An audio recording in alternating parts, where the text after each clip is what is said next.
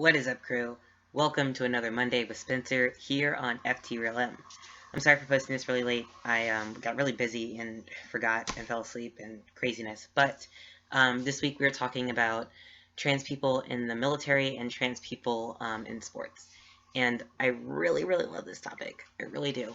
If you didn't know, I was in the military. I was in the Air Force for 2010 through 2015, so 5 years. I served as a linguist, and then I went to the United States Air Force Academy, which is in Colorado Springs, Colorado. I was deployed twice, and then I went to school. So that was my career. But I can't really speak on as a trans person in the military because I didn't realize my trans identity until after I got out. So I don't know the struggle of that, but what I can speak to is being LGBT before Don't Ask, Don't Tell was repealed in the military, which was a cluster. So I identified as a lesbian before I identified as trans, and I enlisted in January 2015 or 2010. So Don't Ask, Don't Tell wasn't repealed until 2013. So that was very, very taxing. Um, if you don't know what Don't Ask, Don't Tell is, it basically stated that if anybody found out that you were LGBT, you could be dishonorably discharged. It ruined a lot of people's careers for simply just loving people. That was really hard. It's really hard to hide, that part of yourself, especially when it comes to love, because you either end up being lonely for the entirety of your enlistment or commission, or you sneak around and run that risk. For me, I snuck around. I mean, I don't know if anybody knew. I don't really care. I had long hair back then, and I was still pretty masculine, but people would see me hanging out with this guy and they'd just assume stuff. But I mean, we were just friends, so whatever. But what saved me, I think, is because I had one scare, and what saved me was I was very feminine in high school, and I was prom queen in high school, so I would like always post those pictures, and they'd be like, "No way, no way, they're a lesbian, no way," and so I think that kind of like just diverted any type of um, eyes on me. But I had a friend who was kicked out and dishonorably discharged for Don't Ask, Don't Tell, and it sucks. Now he was able to change his dishonorable to honorable because once it was repealed, those who were dishonorably discharged under it could change to honorable, and they can also reenlist. And he actually reenlisted, so that's cool. But um, yeah, it was really hard for him because if you are a dishonorable discharge, it's like next to impossible to get a job. But I don't want to dwell too much on it because again, with the trans aspect, I didn't identify as trans while in the military, and I wouldn't know how that would affect me. That probably would have prevented me from continuing on. As at the Air Force Academy, if you graduate, you are a lieutenant in the Air Force and you serve for 5 years. Now, you have to decide at your sophomore year whether or not you want to continue, which is when I decided not to. I was like kind of questioning trans, um, and I was questioning my identity, and I just didn't have it in me to, hide. So I actually decided not to, and then went to a therapist and got all this rediscovering, and came out as trans. And I'm kind of happy that I did that because if I came out as trans like while in the military, I would have graduated in 2015, and then it's 2015 now, so I would have 5 years that I have to go without T, without surgeries, without all that stuff, and I I wouldn't want to do that. So it brings us to the second part of our conversation, which is trans people in sports. Now, as you guys know, I played basketball, both D1 and D3, all throughout my college career, and it was a blast. Um, Basketball has helped me with a lot of things. I've been playing it since I was 12 years old, and it got me to college. It got me grants and stuff. Like I definitely enjoyed it.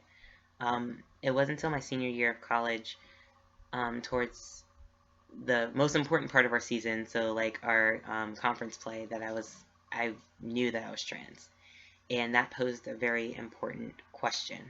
I came out as trans in January of 2015. Graduated in May 2015, but I came out as January 2015, and I came out to everybody. So my coach was like, I'm glad that, you found out who you are and you're taking the steps to be comfortable, but I need to know, are you going to play for us? Because I can't take T and be on a basketball team because it's considered a steroid. So that was one of the hardest decisions because I kind of already knew since like November, but I was just trying to build up enough of the confidence to tell everyone.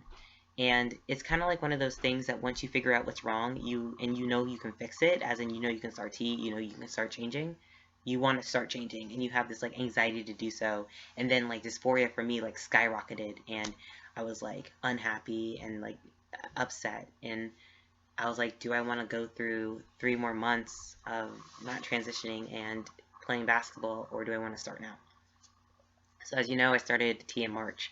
So I did go through 3 months, and I'm really happy I did. I got to finish strong, finish as a senior, got some good wins in there, and that like really made a difference. But for individuals who find out like maybe as a freshman or new before they are even going into college, or just new in high school or middle school, it's very hard when it comes to sports, simply because hormone replacement therapy is considered for trans men is considered a steroid, and it's also hard because you're kind of behind.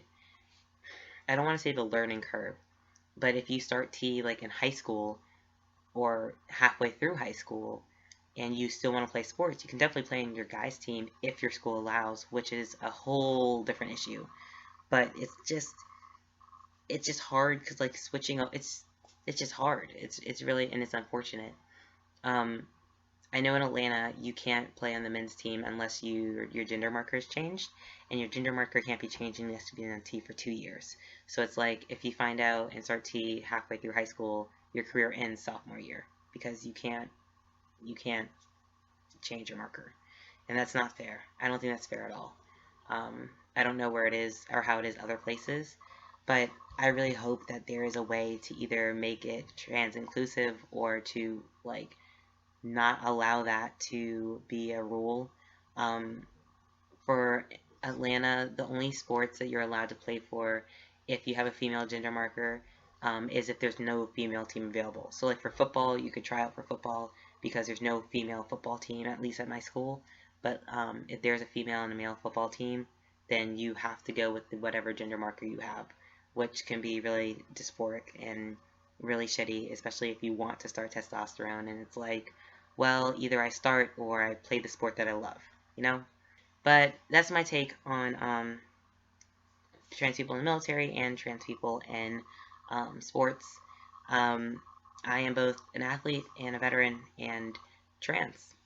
And I'm definitely shaped because of my military and my athletic experience, and I'm grateful for having them. So I do have a really important question. Please answer this. The first of the month, or the first of the year, I'm going to be getting either snake bites or a tattoo. So please, in the comments below or on any of my social media sites, tell me which one you think I should get. The snake bites or piercings right here, and then tattoo will be on my arm. So let me know what you guys think. I hope you're having a great Monday. It's Monday. It's Spencer. Until next time.